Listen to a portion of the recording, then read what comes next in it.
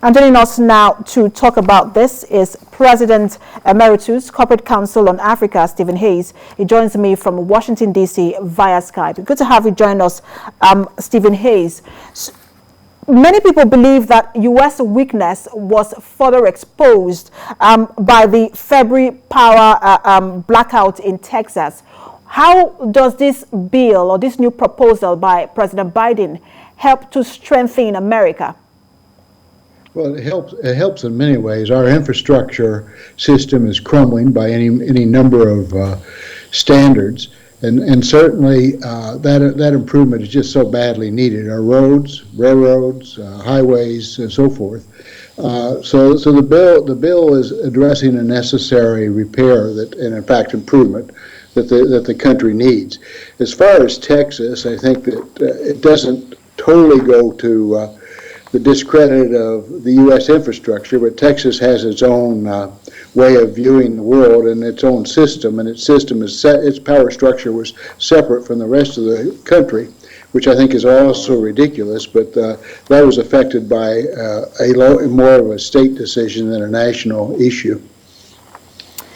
So we're also seeing that President Biden didn't make any sort of sharp deviation from the former President Trump's policy, especially when you look at that bill and you see that he has made about $400 billion federal spending on Buy America domestic products. There was no sharp deviation here from the former President Trump's policy. Well, I think the division, there is quite a bit of division in certain areas.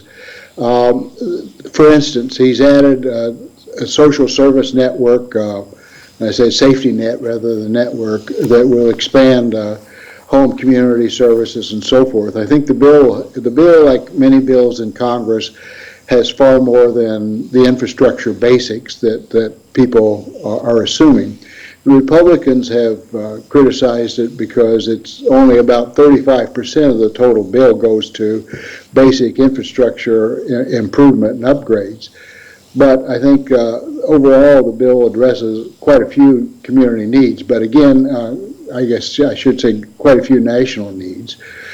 But I think it's a long way to passage. I was reading this morning, the Biden administration hopes that by this summer, which could mean as long as August, that the bill will pass.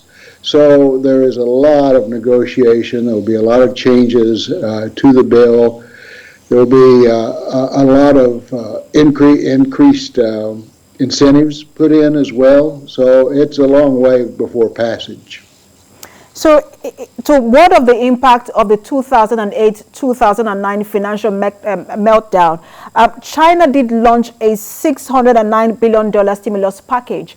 And many people believe that this stimulus package coming from President Biden might just be some sort of an attempt at competing with China in terms of infrastructure. Well, I think it is, and I think it's needed because I think we're losing the race and competition globally to China. They have their cities are modernized. They have a rail system that is far better than ours, frankly, at least in passenger traffic. Fast rail that many countries have that we don't. So I think we've got to address the issues of competition with China. I think that some of the bill also includes focus on a green America, the electric car system, as well as artificial intelligence, those areas where we're still leaders. But unless we maintain that leadership, we're not going to be able to compete with China. So I think there's no doubt that competition with China is there. I think that competition is probably healthy overall for the rest of the world so that no one country dominates. But yes, I don't think there's any doubt that this is about also not only improving the national infrastructure, which is needed for jobs, is needed for future improvement of the country, but also it is designed to compete with China. All right, so China is not just out investing the U.S. in terms of national infrastructure development. China is also out investing the U.S. in terms of global investment through the Belt and Road Initiative. How can the U.S. compete with this? I think you're absolutely right that China is becoming a leader in global investment. I would say, especially looking at Africa. And I think that the U.S. has to compete with that. But unfortunately, our system is designed, as you know, quite differently from that of China. I think that there's got to be a leadership from our national leaders to bring together private sector, to encourage the private sector to invest much more in Africa, because that, in fact, is where the system is designed. That's one of the strengths, as well as, I think, one of the weaknesses in global competition. We don't have consensus.